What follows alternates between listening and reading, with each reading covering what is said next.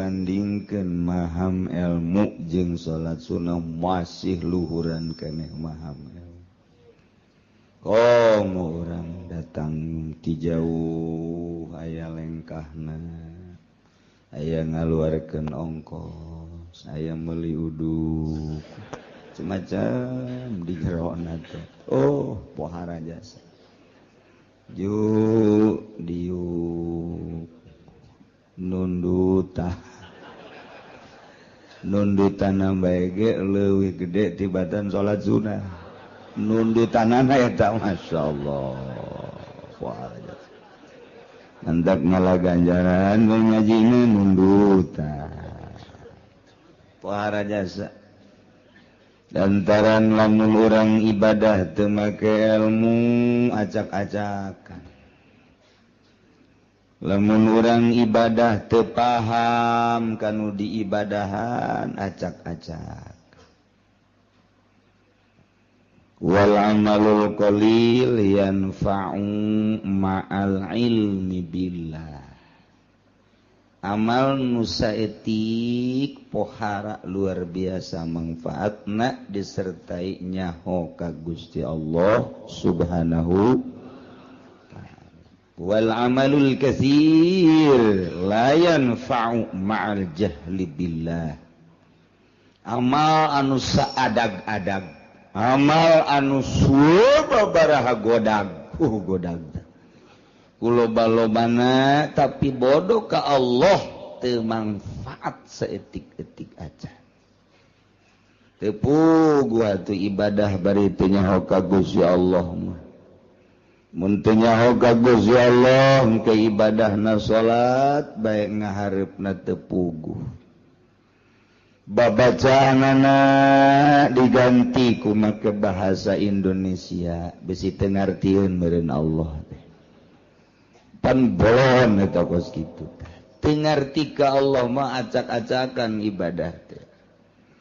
Ditarjamah Fatihah teh dina salat teh geus teu kudu make Fatihah. Allahu Akbar nage urang bahasa Melayu mah Allah yang Maha Agung. Atuh bahasa Jawa mah meureunna Allah Maha. Terus kabeh dituda gitu. Itu tengarti ka Allah mah kos kitu. Mantak 2 rakaat jelema nu paham ka Allah, nu ngarti ka Allah salat dengan 2 rakaat berbanding 1000 rakaat jeung nu teu ngarti ka Allah masih ke dibandingkeun jeung 1000 rakaat beratan nu 2 rakaat. Tuh coba bayangkeun maca la ilaha illallah anu paham ka Gusti Allah.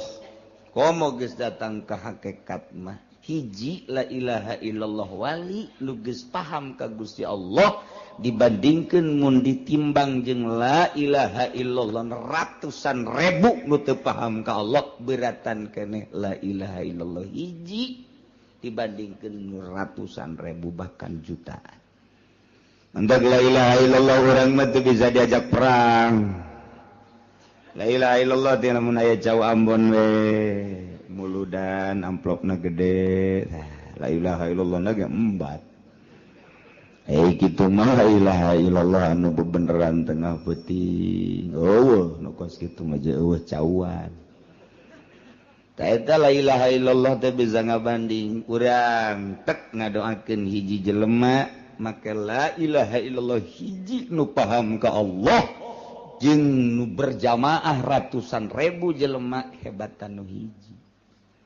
Lantaran hiji ieu mah ngarti ka Gusti Allah. Ta ieu urang ngaji teh hayang ngarti ka Gusti Allah Subhanahu wa taala. Dibandingkeun jeung salat sunah, ieu gedean keneh ngaji. Malah aya nu can salat subuh. Ngaji bae lah pokoknya hewan.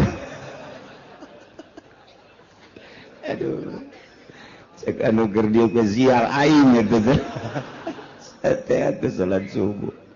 Kambe bau bentek teh salat subuh. Insyaallah karim. Tuh gitu. Jadi urang ieu per minggu urang ngaji teh hayang wauh jeung Gusti Allah Subhanahu wa taala. Bentukna engke mun geus wauh ka Allah moal hayang ngridit. Eta geus wauh ta ka Allah tah. Lamun nu ngridit can wauh ta ka Allah teh. Masih kena jauh jeung Gusti Allah. Jauh teh cenah pugu kiai, kiai na ge imam jauh tah maka jeung hukum. Mun ngridit keneh can wauh ka Allah. Lamun masih keneh beuki nonton TV eta ge can wauh ka Gusti Allah. Mangganing di imah TV ambalaya. Tah eta can wauh ka Allah mun geus wauh ka Allah mah teu hayangeun nonton TV teh kecuali nu manfaat-manfaatna, berita-berita, informasi-informasi anu memang kitu penting baik politik maupun ekonomi. Nah eta tenan eta can wauh tah ka Gusti Allah nu kos kitu ngaran. Lamun jelema keur di kantor, jelema keur di ladang, jelema keur di toko, di pasar, ngadenge suara azan nyana hare-hare bae can wauh tah jeung Allah tah jelema. Barang ditempo teh ku urang di Cikupa loba anu teu wauh. Di Cikupa mah loba anu teu wauh. Wayah asar ka Citra. Wayah magrib di jalan keneh. Datang ka imah parawiyeng Isa jupa ke nonton TV. Eta di Cikupa teh karita. Ambalaya ka unggal kecamatan, Kasepatan. Mau nuntut ya pasar Kemis doang tekaliwat. Ya Allah ya Rabbi teh warang.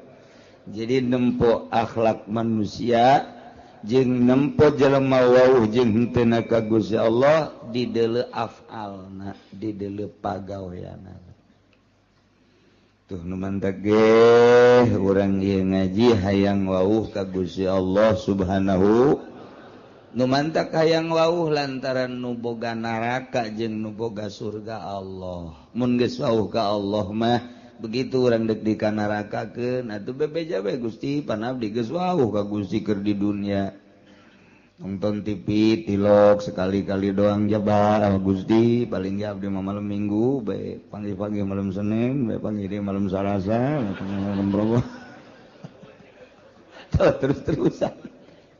Bebe jaga Gusti Allah Gusti manyabdi kudu dikanaragakeun pan abdi teh wauh ka Gusti ciri wauhna pan abdi teh embung ngridit, embung mabok, embung zina. Eta teh abdi nu mantak embung wauh ka Gusti cak Gusti ulah abdi pan henteu. Pancak Gusti salat abdi salat, pancak Gusti puasa abdi puasa. Berarti abdi wauh ka Gusti. Adapun soal kurang husukna mah tuh hampura bae Gusti. Oh. Begitu tah. Oh, cek si jalan coba padahal banget sih adalah barang di dalam teh. Oh bener ada herang seetik ya banget. Malaikat amankeun teh mah wauh ka aing. Wauh emang cek malaikat? Ya setengah wauh lah. Tuh, setengah wauh bae salamet. Komo nu wauh jasam. Masya Allah, nu mantak libetkeun diri urang, wauhkeun diri urang, angsongkeun diri urang ka pangajian. Wangsongkeun diri urang ka jelema-jelema nu wauh ka Gusti Allah Subhanahu wa taala. Wauhna urang jeung jelema nu wauh ka Gusti pasti diajak ka Gusti.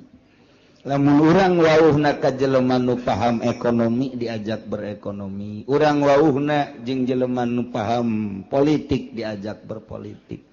Urang wauhna jeung jelema jeung tukang ngabohong pasti urang milu bae tah ngabohong. Geus mun wauhna urang jeung jelema nu wauh ka Gusti Allah, nu paham ka Gusti Allah, pasti diajakna ka Gusti Allah Subhanahu wa taala. Wauhkeun diri urang ka Allah, babari wauh ka Allah. Dia cek Kanjeng Nabi ti Gusti keneh man arafa nafsah arafa rabbah. Sajelema anu nyaho ka dirina bakal nyaho ka pangeran. Nyaho ka diri urang, urang nyaho ka pangeran. Saha diri urang teh makhluk, berarti nyaho pangeran teh khaliq. saha diri urang mah butuh dahar, berarti khaliq mah teu butuh dahar. Sebab Allah mah mukhalafah lil hawadits, nyaho ka diri urang bakal nyaho ka Gusti Allah. Carana bertauhid coba gerak ti mimiti wujud kidam bako mukhalafatus kabelah dituna terus urang bersyariat bertauhid berangkat ti mimiti aqwal datang ka ahwal urang engke wauh jeung Gusti Allah. Moal bisa lamun eueuh nu nuduh-nuduh geus kudu dituduh-tuduh. Nah iyalah urang ngaji per minggu ieu teh dituduhkeun supaya wauh ka Gusti Allah Subhanahu wa taala. Tadina urang ngaji ka Cilongok can wauh ka Gusti Allah sorangan bae. Barang geus wauh mah jeung Gusti Allah aya jelema nu milu diajak ku urang tawauh tah ganjaran berarti Allah ridhoeun mun urang ngabonceng. Kabeneran nu dibonceng najahe. Lain ridho menang godog dungdungna. Masya Allah. Urang wae dulur nyegat teh diteureun babaturan nyegat teureun giliran bae bangsa konde. Lain orang dia diajak malah teu daekeun dipaksa. Soraka malulu. Ya Allah ya Rabbi wauhkeun diri urang ka Allah abeh manteng ibadah ka Gusti Allah mun geus manteng nikmat geura salat teh moal karasa. Moal karasa sedekah ge moal aya hook lantaran sedekah teh nu dideuleuna makna daripada sedekah. Urang mah hitung-hitungan boga duit 100.000 sedekah ka fakir miskin 10.000 masih dihitung-hitung keneh. Aduh, kurang ya 90.000. Jadi kurang 10.000 hese neanganana mangkaning eta. Urang mah pabelit jeung kos kitu bae tapi lamun tek mah ningali ganjaranana 10.000 dititipkeun berarti pake meuli sorga. Naon hartina duit 10.000 lamun dibandingkeun jeung sorga Allah. Tah lamun nu kadeulina sorga nu kadeulina bidadari tuh digerokeun deui pake mesin kadieu sia kunaon ye kabeh ye urang mah lain kadieu sia kunaon 5.000 bae dicokot deui kombalian tah amoh sodako make kombali teu kira-kira tuh ya can paham eta keur carita sodako boro-boro ka batur urang mah ka pamajikan ge pelit jasa ka pamajikan bae nu sagulung sagalang pelit keneh bae. Pelit jasa ka pamajikan teh. Bebeja ka balanja malu. Nu kamari pan aya kombalina. Kamari iraha kamari. Kan sia nyokot. Oh, sabaraha 100.000 meureun paling ge dibalanjakeun 20.000 teh kombalina ka mana? Beuh ka, geus sabaraha poe eta? Sabaraha poe. Tungtungna mah gara-gara balanja hakeuk. Kadenge kata tangga. Masya Allah. Kuruda ke ka balanja tah. Ka balanja dia tah. Balanja deui ka. Beuh lain ye. Masya Allah. Taya urang belajar nu dideuleuna ulah terlalu duniawi tapi nu dideuleuna ukhrawi.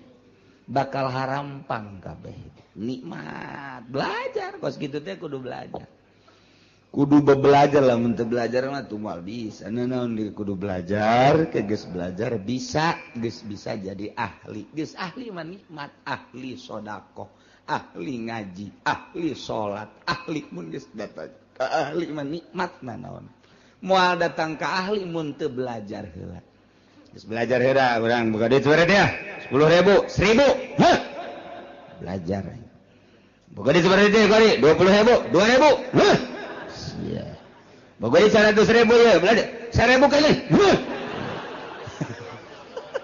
teu naik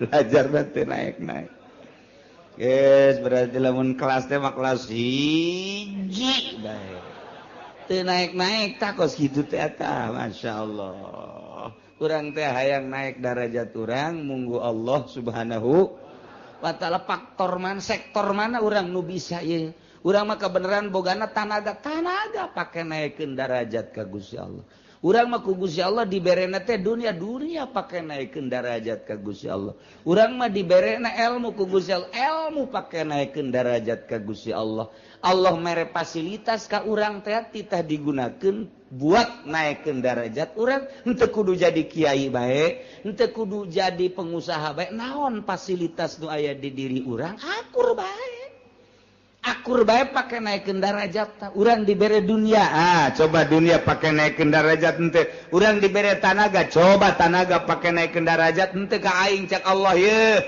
pakai teterekelan teh dibere ilmu dibere wawasan dibere ilmu politik dibere ilmu ekonomi dibere ilmu agama dibere ilmu budaya lain sebagainya pakai naikeun darajat apa henteu ieu fasilitas ti Gusti Allah tinggal urang apa ongkos maca Quran kita maca Quran cakolot baheula pan aing mah baheula unu maga lain teu hayang cakolot teh ngan aing mah apal lisan ku ari teh ngan apalna 3 doang hiji Fatihah 2 kuliah 3 kulu jasa kituna ti baheula aing mah ku ari atuh belajar hese eta teh Quran dibulak-balik bae bismillahirrahmanirrahim batur mah nu bisa maca Quran fasilitasna atuh nyana mah lantaran bisa nasa kitu atuh eta bae Fatihah dolin kuliah geus kulhu deui Fatihah deui kuliah kulhu deui Fatihah deui kuliah kulhu deui datang ka malaikat geus teu nyatet-nyatet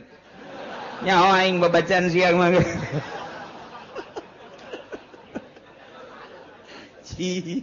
atuh kos kitu bae eta ulah jadi ulah risi ku sebab teu bisa maca Quran aja lep teu baca eta Quran eta geus bae kulhu bae geus kulhu bae dieu kulhu kaluar kulhu di jero kulhu peuting kulhu barang kulhu bae emang di sana eta doang eta teh Quran jadi atakah pan urang mun maca kulhu 100.000 haram ka neraka Masya Allah 100.000 baca bae kulhu bismillahirrahmanirrahim 70.000 cek sakawal mah dia 100.000 kan kurang maca kulhu coba eta aya keneh waktu jang aki-aki mah jeung nini-nini lah aing mah mendingan diharamkeun bae ka surga ka neraka maca kulhu bae tas beres 100.000 pae nya geus mah boga atakah nah di akhirat begitu dipertimbangkeun deuk ka neraka Gusti abdi ngadenge pan di pangajian saha nu maca kulhu 100.000 pe cenah cak kiai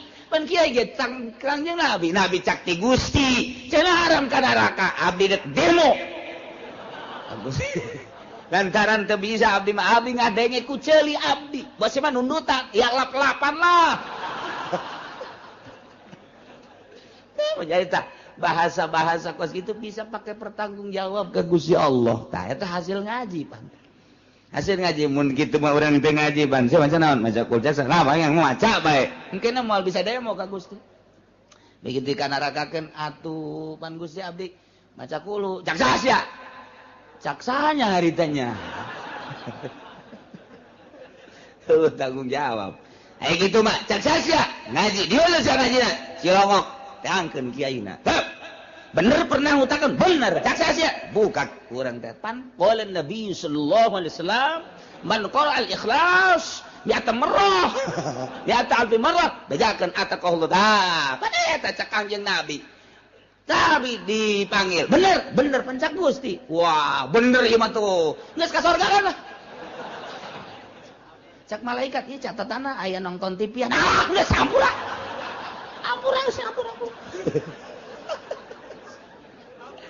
nikmat luar biasa tuh nuhun libatkeun diri urang di pangajian supaya urang ngarti ka Gusti Allah mun geus ngarti ka Gusti Allah ibadah teh mantep memantek para ulama daek maca Quran tengah peuting tahajud maca zikir jeung sajabadah ngarti nyana ka Allah pagon kiai nu ngartina ka amplop bae mah undangan bae kerek nyana undangan aing ngat paruyang ceuk ieu duh ese cek Oh, puyeng.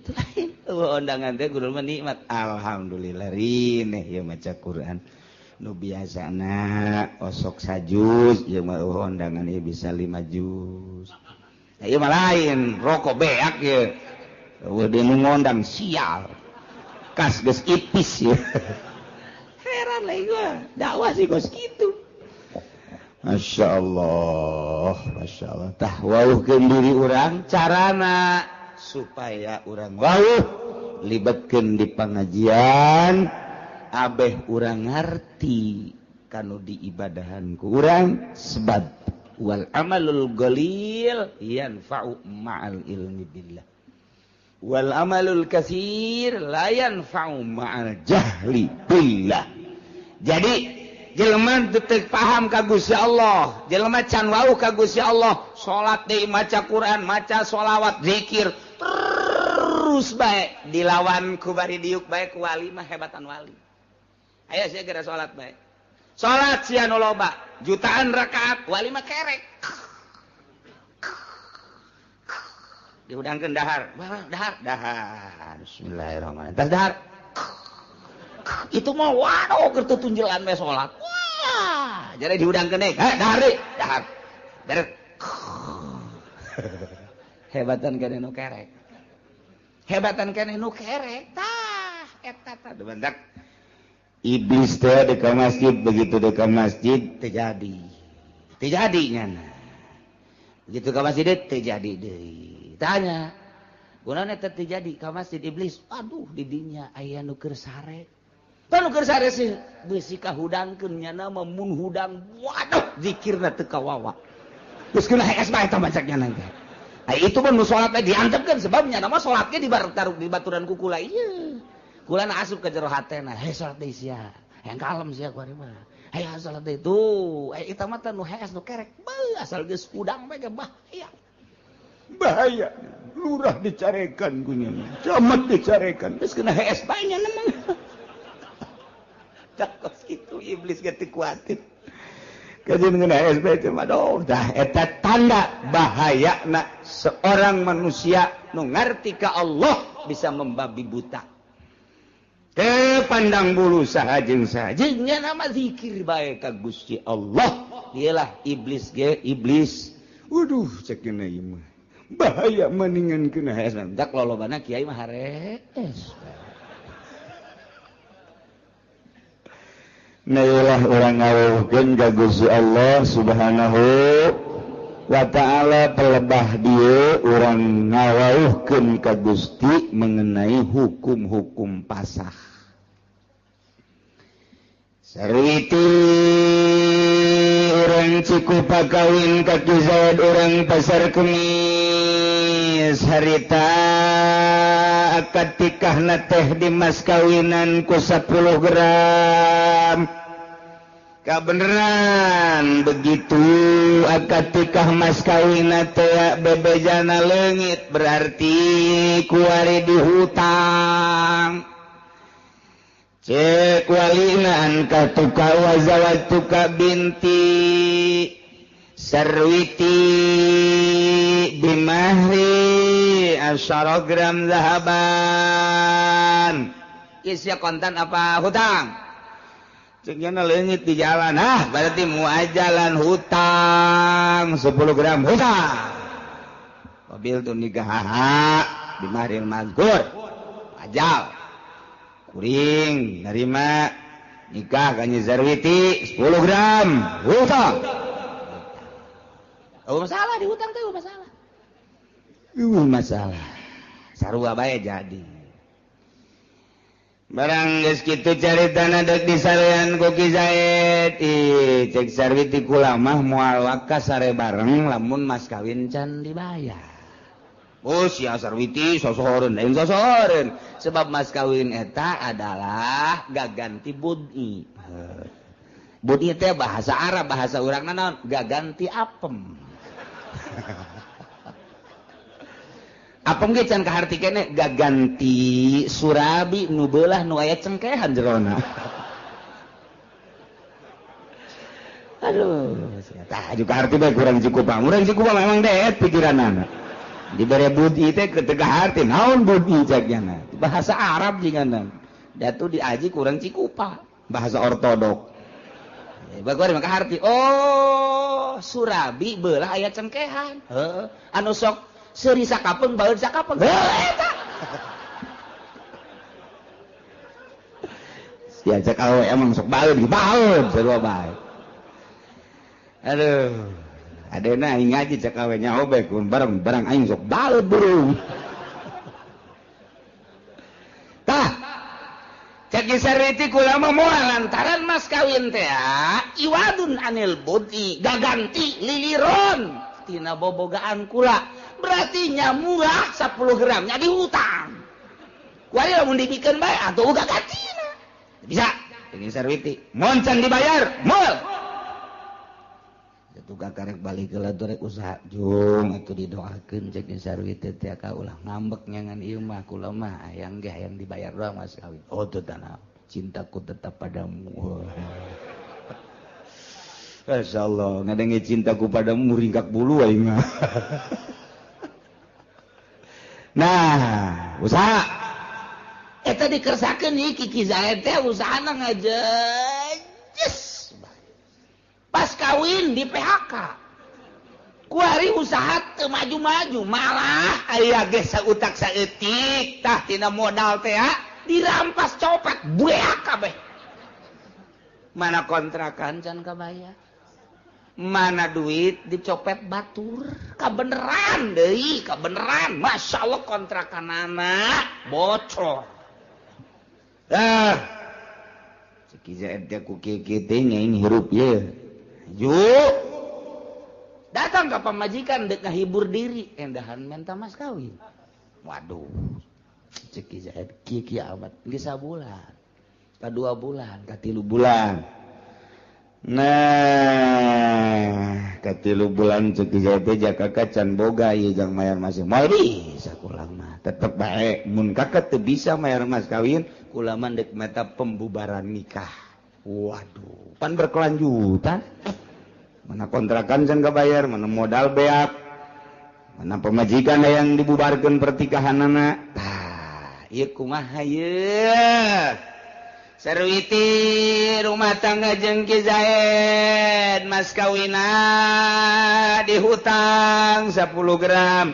Kuari teu bisa mayar mas kawin geus ditanggokeun datang ka 3 bulan bahkan 5 genep 7. Kuari teh hampir 1 tahun can bisa mayar mas kawin keneh bae otomatis si sarwiti teh panasaran sanggeus panasaran kanyahoan kuari memang bener-bener teu mampu nyi sarwiti na kuari menta dibubarkeun pertikahanana tah menta dibubarkeunana meunang henteu kulantaran teu bisa mayar mas kawin wa fi sarihi bil mahri aqwalun dina miskin salaki itu bisa mayar mas kawin eta adalah sababaraha kaul ayharuha tafsahu qabla waqtin kaul azharna tarjih berarti hasil daripada beberapa penelitian masalah tersebut timbullah kaul azhar na ieu nurutkeun cek kaul azhar seorang istri bisa ngabubarkeun pertikahanana memet diwakti cara ngabubarkeunana wala tasqa hatta yathbuta inda qadin saruhu teu meunang ngabubarkeun pertikahan yana teu aya jalan sarwiti ngabubarkeun pertikahan hingga tetep monggo qadi kamiskinan Ki Zaid. Jadi laporan berarti Nyi Sarwiti teh urang Cikupa laporan kuari KKUA Cikupa atau langsung ke kejaksaan pagi cek Nyi Sarwiti pagi keneng keras amat bendu kula ya greget hayang gegiraan diuruskeun tenang neng tenang negara orang kan negara hukum bohong negara hukum teh pada usara memboga hukum lagi kudu dihukum ih Sarwiti paham amat ieu jadi mamarahan kieu enak neng kieu kula boga salaki ngaran Zaid urang Cikupa pertikahan kula jeung menang geus satahun jadi nyana waktu nikah mas kawinna dihutang datang ke kuali itu bisa mas kawin saya lapor kepada bapak jaksa bahwa pertikahan saya dengan suami saya yang bernama Zaid mohon dibubarkan ulah waka dibubarkan teliti heula panggil Zaid mana alamat Zaid pasar kemisnya pasar kemis mana pasar kemis kota emang pasar kemis kota kota pokoknya mana pasar kepada yang terhormat Bapak Zaid yang berada di kampung pasar kemis kota ongkoh kampung ongkoh kota denan gitu ngaranna saya harap menghadap ke Kejaksaan Cigaraksa sehubungan dengan laporan istri Anda yang bernama Sarwiti mengenai tentang rumah tangga Anda. Diharap menghadap besok pada hari Senin tanggal sekian. Wassalam atau terima kasih demikian kepada Kejaksaan Cigaraksa. Set kirimkan dari baca kopi Zaid. Panggilan saya. Berangkat ke Zaid kan itu. Zaid, ini nama Zaid, betul Pak. Punya isi yang bernama Sari itu yang Cikupa, Pak, betul. Anda waktu pernikahannya mas kawinnya diutang 100 Pak. 100 ya Pak. Betul Pak. Sampai saat ini sudah 1 tahun mas kawin belum terbayar lunas, betul Pak. Lantas kesiapan Anda bagaimana? Tiap jam, tiap hari saya siap. Tapi sampai saat ini belum bisa membayar, Pak. Nah, sekarang begini, sehubungan dengan istri Anda yang bernama Sarwiti telah melapor kepada saya dengan permasalahan tersebut, maka Sarwiti ingin dibubarkan pertikahannya. Tak eta teh langsung, geus Sarwiti narapa panggil Ki Zaid, dicek keabsahan dan kebenarannya ternyata benar, maka kakarak didinya payap sahuhu membubarkan pertikahanana adalah kodi atau jaksa. Iya Sarwiti, iya Ki Zaid, ya. Perlu diketahui setelah seorang istri yang bernama Sarwiti melapor kepada saya, setelah dicek laporannya pengakuan suami itu betul sekali, maka dengan demikian permintaan dari pihak istri yang bernama Sarwiti ingin dibubarkan pernikahannya, mau tidak mau bahwa saya sebagai penegak hukum di Kabupaten Cigaraksa ini di bawah naungan presiden di bawah naungan Bupati Ismet Iskandar, maka pertikahan Anda saya bubarkan.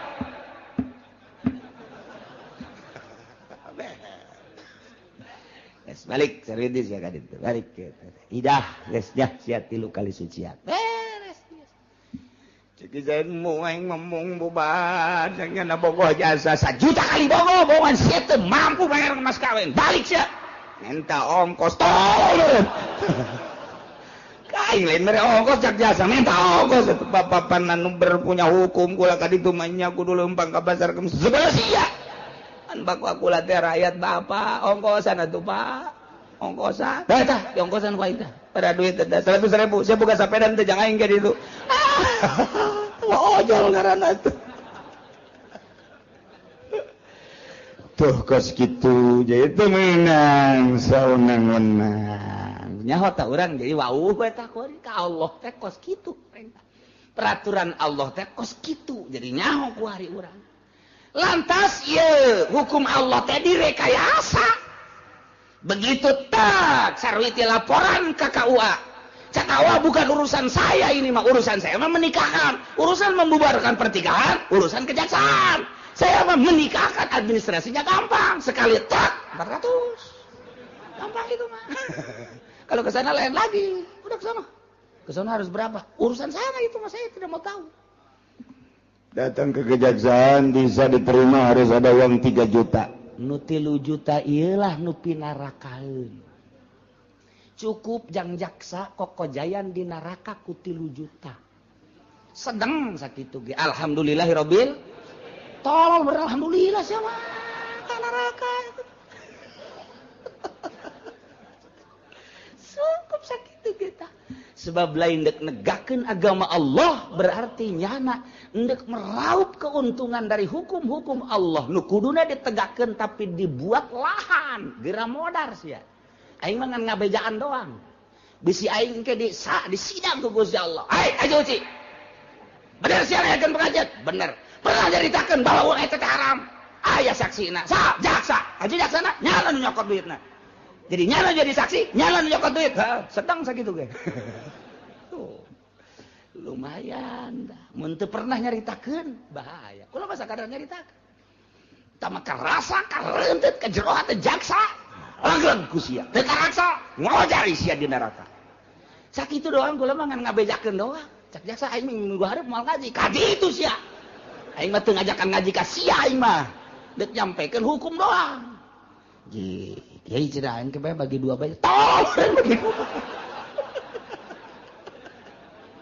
Aduh, aing disogok burung jaksa. Ya Allah, ya Rabbi, gitulah ieu keur carita hukum. Jadi di jero hukum aya lahan untuk mengambil keuntungan dari hukum-hukum Al-Qur'an anu geus dijabarkeun ku Kangjeng Nabi dikemas oleh ijma ulama dijadikeun lahan di negara ku hakim-hakim ku jaksa-jaksa mejeuna jang kokojayan di neraka ge lain negakeun jeung ngabereskeun hukum anu berkendala manusia supaya plong jaheuh horeng laporan teh ngeunaheun ternyata karasa adilna Al-Qur'an jujurna jaksa nikmat amat diakuilah ku masyarakat bener-bener jaksa penegak hukum bener-bener Al-Qur'an teh karasa ka jantung karasa ka sanubari karasa ka urat-urat ge ngeunaheun jasa horenganan ketika orang boga kendala dak cair ieu mah kumaha laporan atuh ka ditu sangat mal bisa sih teh laporan teh aja jagana kudu 3 juta. Encan ongkos, encan munduran jalan dapur. Emang ya jalan dapur bejana cenah jalan dapur mah aya. Eta eungapeun tah menghadapi seorang penegak hukum lantaran teu jujur jeung teu adil teh eungap luar biasa. Di zaman sahabat bajelema hilir mudik ke kejaksaan teh lantaran tanpa make modal.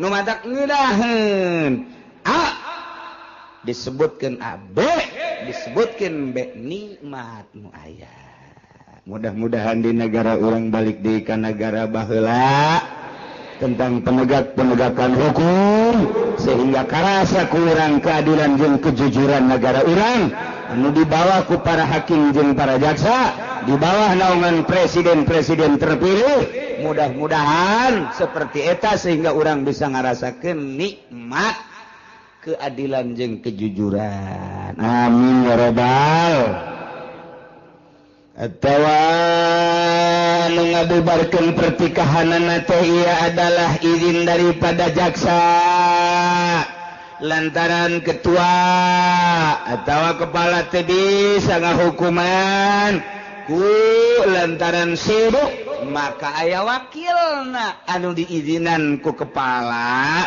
ketika kepala tidak bisa melaksanakan itu pemutusan hukum maka nu diizinan untuk memutuskan hukum ialah wakil atau naib daripada penegak hukum nu diizinan ku kepala silahkeun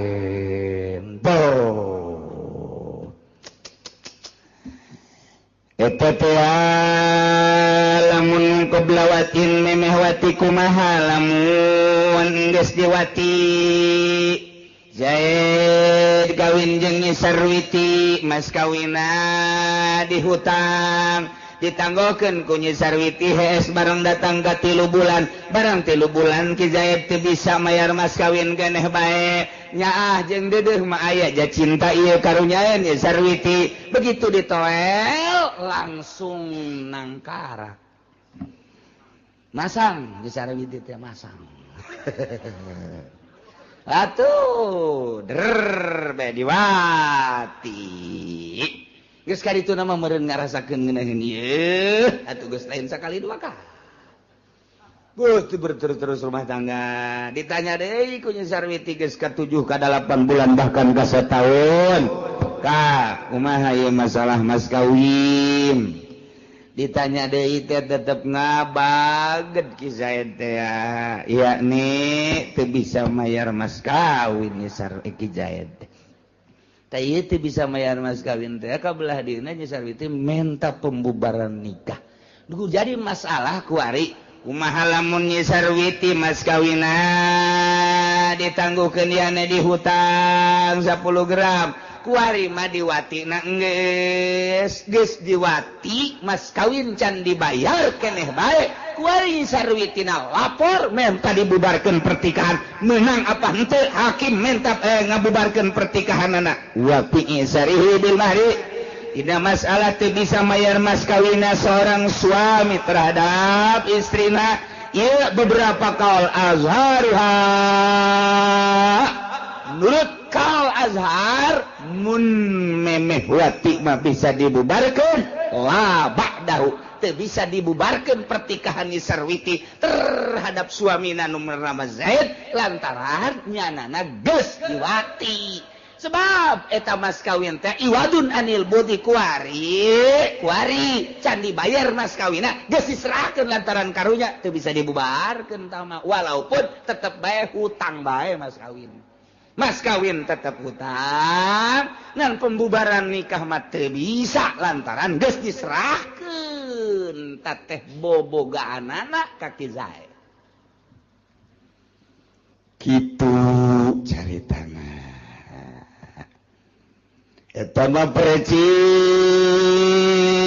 ongkos jelema jual beli Zaid ngajual motor kaki Umar harga 10 juta Zaid ngaranna Bai Umar ngaranna Mustari tak eta jual beli geus jadi secara omong-omong 10 juta wari tinggal nyerahkeun dina barangna yakni motor tah kuari si motorna ieu aya nu maling motorna aya nu maling duit can diserahkeun motorna aya nu maling tak eta jual beulina geus langsung bubar bae geus teu bisa dilanjutkeun lantaran duitna ge encan dibikeun motorna ge can diserahkeun kabeneran motorna ieu leuwit atau memang motorna bubar teh akan da naon-naon tapi lamun motorna geus diserahkeun ku ari Zaid ngajual motor kaki Umar motorna ku ari geus diserahkeun duitna mah encan ngan motor geus diserahkeun jadi teteh jual belina motor geus diserahkeun duitna begitu ditagih icuk cole icuk cole bae terus atawa lain deui cek urang Balaraja mah rebo semen bonen nah ieu jual beulina teu bisa dibubarkeun ku hakim lantaran barangna geus diserahkeun ku ari mah lain tuntutan per pembubaran tapi tuntutan hutang ku ari mah jadi teu bisa dibubarkeun geus teh barang lah diserahkeun geus teu bisa dibubarkeun pertikahanana ku ari mah tuntutanana hutang lah iraha deuk mayar ku ari ge sarua bae ieu teh sarua jeung jual beli Nyi Sarwiti teh ngajual apem kaki Zaid 10 gram cak tukang apem ja apem aing mah aya bae ieu lain apem eta besi apem nu dingiru lain ieu mah nu dibawa setiap saat nah eta teh geus diserahkeun ku ari apemna ka Ki Zaid tuntutanana teu meunang pembubaran pertikahan tuntutanana ku ari mah tuntutan iraha deuk bayar mas kawin sarua tuh ieu mah keur carita contoh Zaid ngajual motor kaki Umar 10 juta motorna geus diserahkeun kaki Umar tinggal duitna encan ja Caki Umar engke soleh barang sore engke icuk ditanya icuk engke tole icuk deh jadi eta motor mah geus jadi teu meunang pembubaran pertikahan perjual belian teu meunang lantaran geus diserahkeun barangna ka ditu kuari mah dituntut teh adalah iraha deuk bayar hutang. Nah ieu ge sarua bae Zaid kawin ka Nyi Sarwiti kemudian mas kawinna ditangguhkeun 10 gram teh kuari barang Nyi Sarwiti geus dipake ku Ki Zaid berarti geus diserahkeun teu meunang tak ieu ulama teh deuk nyaritakeun labadahu teu meunang sabada diwati mah lantaran barangna geus diserahkeun teu meunang dibubarkeun teu meunang rapa pembubaran ku gara-gara mas kawin lantaran barangna geus diserahkeun ka Ki Zaid kuari mun deuk dituntut iraha deuk mayar mas kawin. Tuh ieu ngaji dia urang keur di dieu mah iya betul balik bae nungguan sate doang mungkus balik. Emang gitu otak urang memang kos gitu famadu galin nunajazul pasu tulun nuliskan sekal mah dilastarikan dia pembubaran pernikahan harita kene hakim menerima laporan Sarwiti tentang pertikahanana nu ditangguhkeun mas kawina bari barangnya Sarwiti can diserahkeun masih gres kene gres kene teu ngarti orang ketos gres naon sesegna pokoknya gres bacan kagores-gores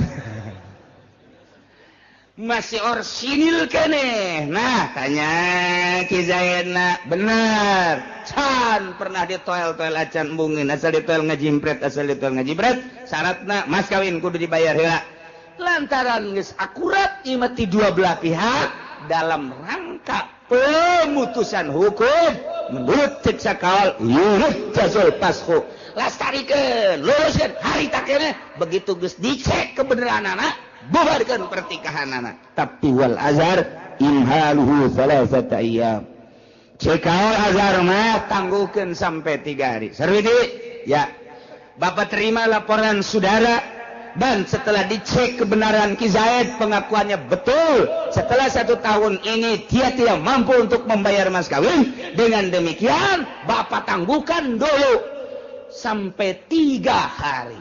Hari apa sekarang hari apa Pak? Sekarang Senin berarti pembubarannya Senin Selasa Rabu Kamis silahkan untuk dibubarkan maka walahal tasku sabihat rabi menang ka awewe ngabubarkeun pertikahan anak subuh poean kaopat gas ditangguhkeun ku hakim 3 poe Senin Selasa Rabu Kamis subuh isuk-isuk geus bisa ngabubarkeun pertikahan begitu dak dibubarkeun pertikahan poean kaopat col Ki Zaid Assalamualaikum Waalaikumsalam kan tegar amat Ka Zaid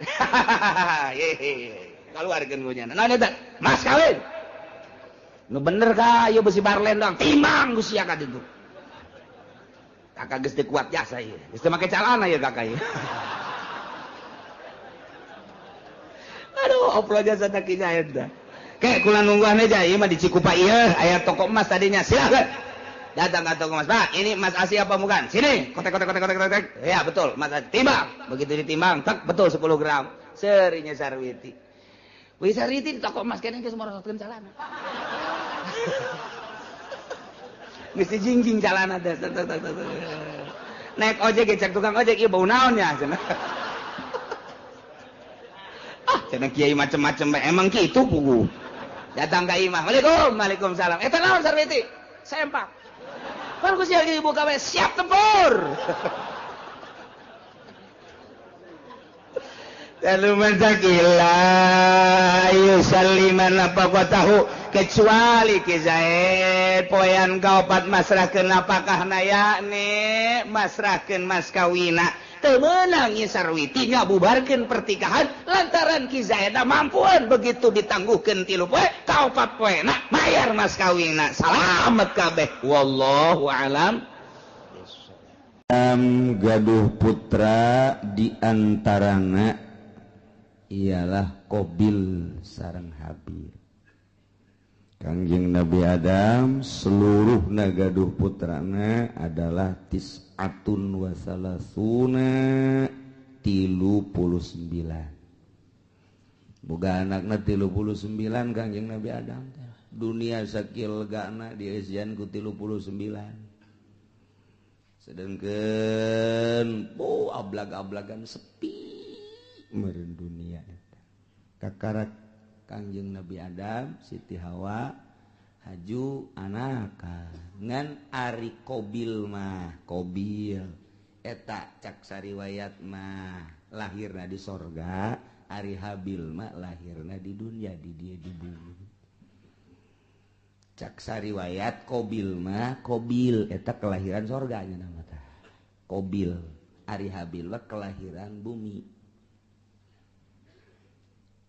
Supaya rada cepet Gusti Allah teh ngalobakeun makhluk, maka ngalahirna ieu Siti Hawa sakali lahir sajodo dua-dua. Lalaki awewe, lalaki awewe, lalaki awewe kitu bae tah. Sajodo. Tah kabeneran Qabil mah ngajodokna ieu jeung hiji awewe nu ngaran Iqlima gelis. Ai Habil sajodona jeung Labuda rada kurang gelis. Modal berbes lah gitu. Rada kurang gelis. Sedangkan instruksi ti Gusti Allah kawin teh silang. Disilang kawina lamun tadi Qabil ngadulurna ieu adalah jeung Iklima, tah si Iklimana kudu kawina jeung Habil. Habil anu tadi kaluarna ngajodokna teh jeung Labuda, tah Labuda kawina teh jeung Qabil. Jadi disilang-silang. Anu pertama lalaki awewe, nu kadua lalaki awewe. Tah lalaki nu kadua kawin ka awewe nu pertama. Lalaki nu pertama kawin ka awewe nu kadua. Kitu bae tah silang ulah dikawin kudu babarengan jeung ngalahirna harita. Jadi teu meunang bareng jeung kembaranana. Eta lah hukum di zaman Kangjeng Nabi Adam alaihis. Kawin dipersilakan geus aya instruksi kawin, cuman instruksi hukumna kudu disilang teu meunang jeung kembaranana. Eta hukum mulai tadi dijata. Lantaran begitu diinstruksikan kawin, umur kakarak 20 tahunan kabeh ge. Instruksi ti Gusti Allah kawin seperti eta, sak ti Qabil kakakna ngeunah bae sia Habil dikawinkeun ka kembaran aing geulis da bapan aing nasi bae. Kawin ka kembaran sia ieu dideuleu atuh kulit ya berebes lah. Cak urang berebes emang anu geulis gitu di berebes. Tah eta kos kitu tah jadi kurang naon gitu amperna kurang naik Qabil. Jol we iblis datang ka jero hatena mulai ta iblis ge pan diusir di sorga leuwih ti heula pan iblis. Wah ini cak iblis bakalan jual asup ka jero hatena bil siapa pan kelahiran sorga sarua jeung aing mulia urang atuh. Habil onam kelahiran bumi India urang mah lain deui mulia tuh. Nu mulia ulah sok kawin kanu jore. Penghinaan engke nu timbul.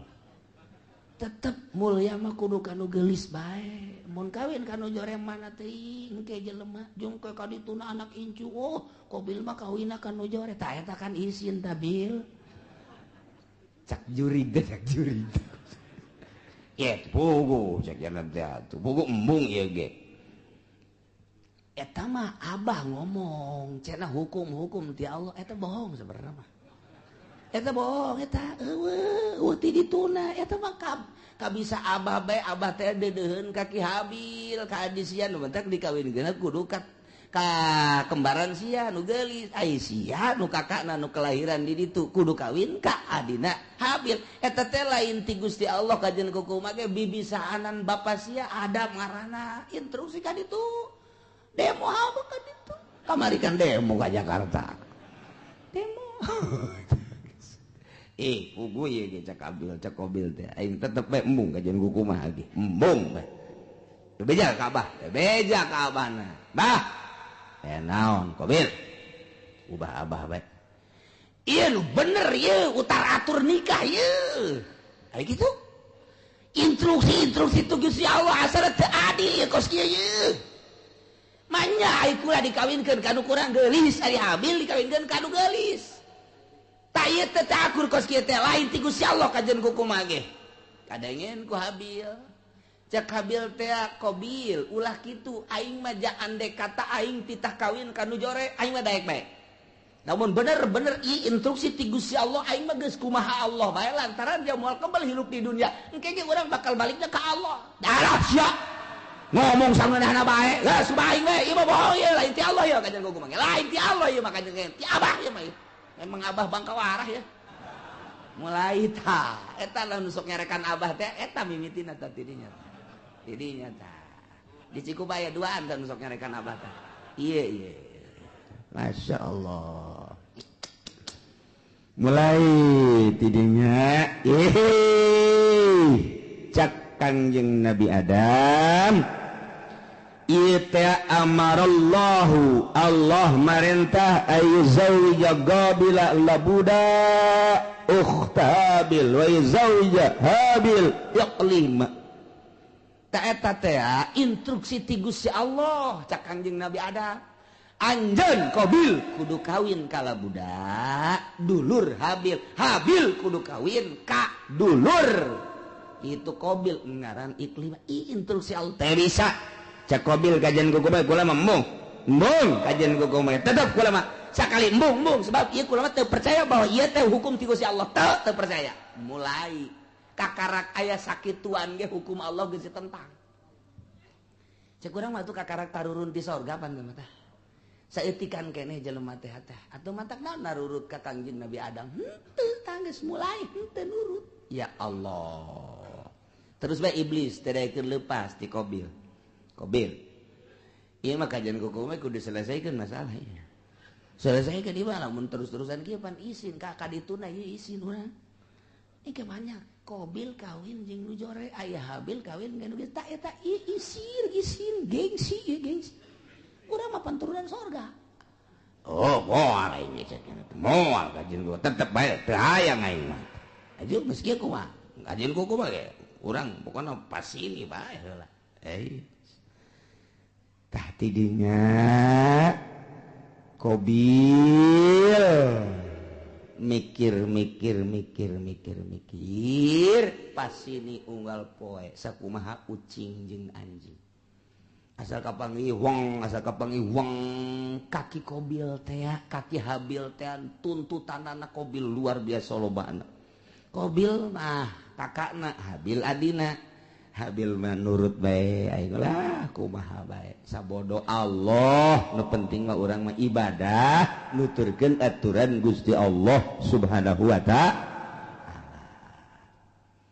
lantaran terus-terusan memuncak permasalahan teh tah kuari mah diinstruksikan kieu ayeuna mah kieu bae atuh nyieun korban lamun memang bener-bener ieu teh kitu menang ti Gusti Allah maka engke aya tandana mun maneh teu percaya bahwa ieu teh instruksi ti Gusti Allah sok nyieun dumadeus maneh ka Gusti Allah taqarrub ka Gusti Allah sapopoe maneh mah ieu Qabil cak Kangjeng Nabi Adam teh kunaon teu inget kanu nyieunna ieu tuturkeun Gusti Allah ibadah ka Gusti Allah moal kebal hirup di dunia tuh deuleu Qabil tuh Habil mah nurut jasa adina kabeneran nurut kakana kurang nurut datang ke kuari tak kakak sok rada kurang nurut heran orang-orang nanti dituda eta ya Allah eta kos kitu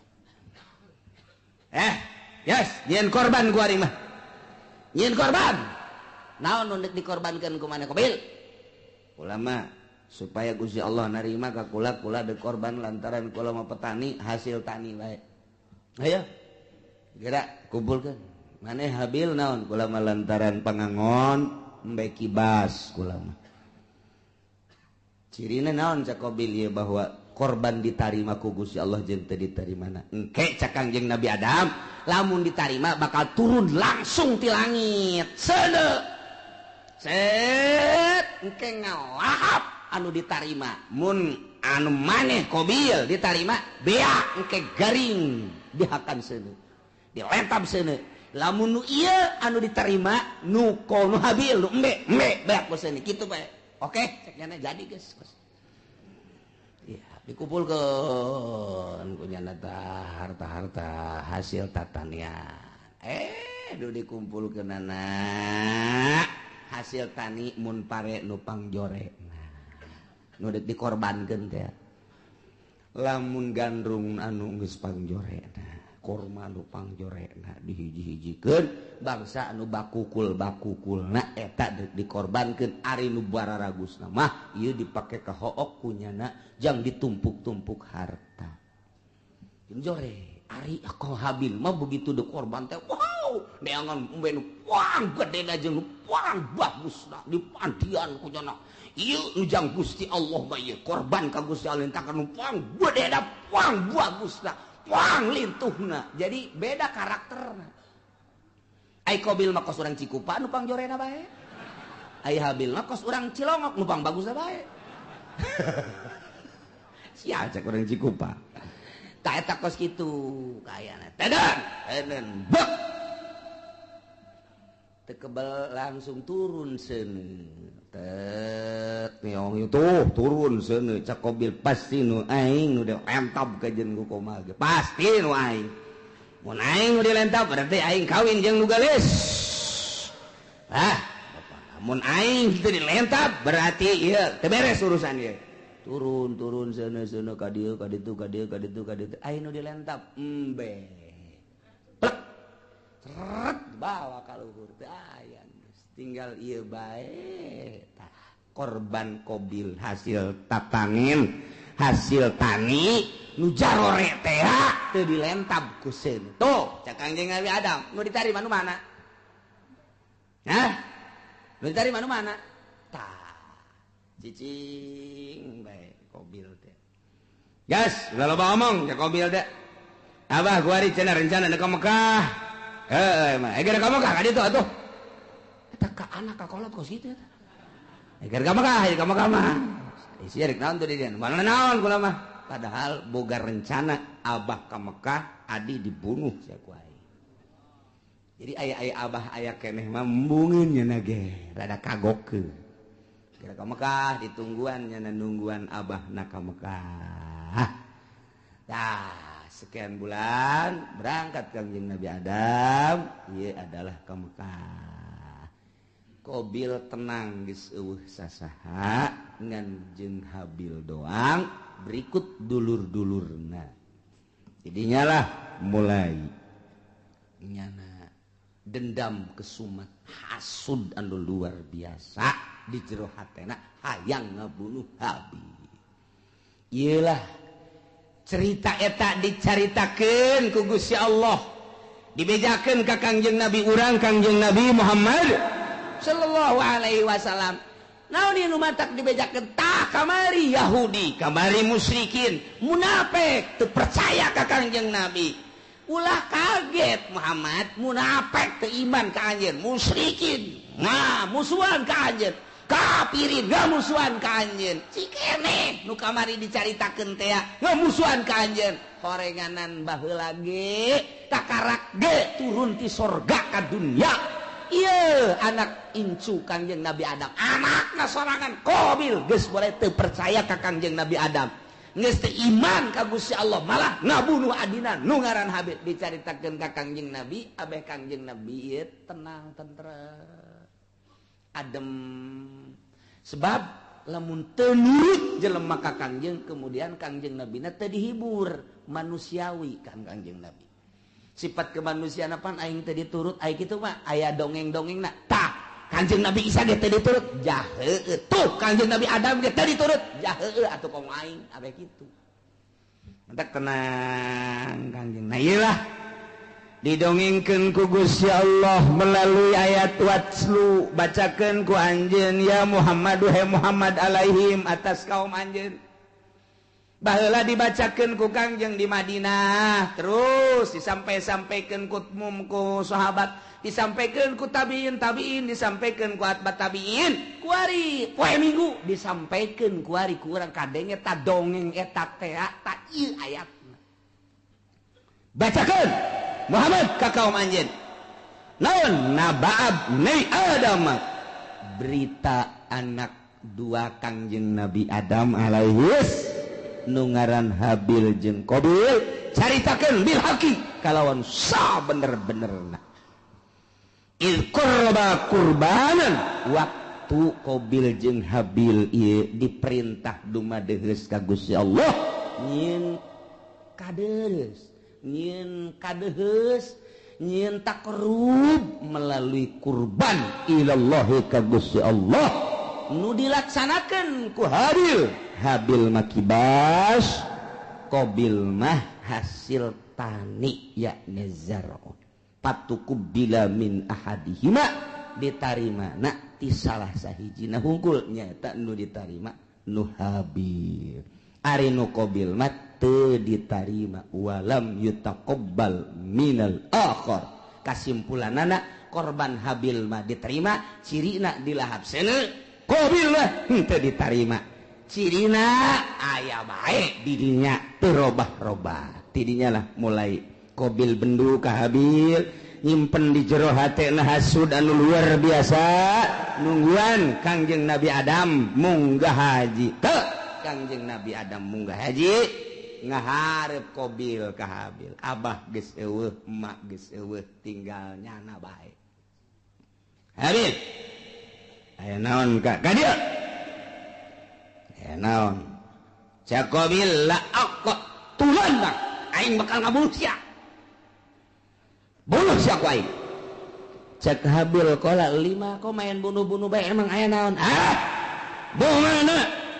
mana kurban mana mah diterima kurban aing henteu ge atuh teh urusan Gusti Allah tah mah cak Habil teh innama yataqabbalullahu minal muttaqin nu ditarima teh jelema anu sieun ka Gusti Allah mukmin muttaqin ditarima aing teh ditarima teh mah tuh urusanna kurang takwa berarti teh mah ulah ngabunuh kula ka Gusti Allah kan teu bisa gara-gara sia aing bogoh mah buluh sia ku aing geus bebeneran ditutur-tutur bae geus diagag-agag bae geus dikieu-kieu bae leungeun cak Habil cak adenaka dengan bahasa anu lemah lembut ka laim basatta iyadaka ma lain basatta ilayya iyadaka litaqatulani ma ana bibasiti yadiya ilaik liaqatulak bahasa lagi daheun Habil ka deuk ngabunuh bae jak urang mah ieu azan sararieun jasa ka Gusti Allah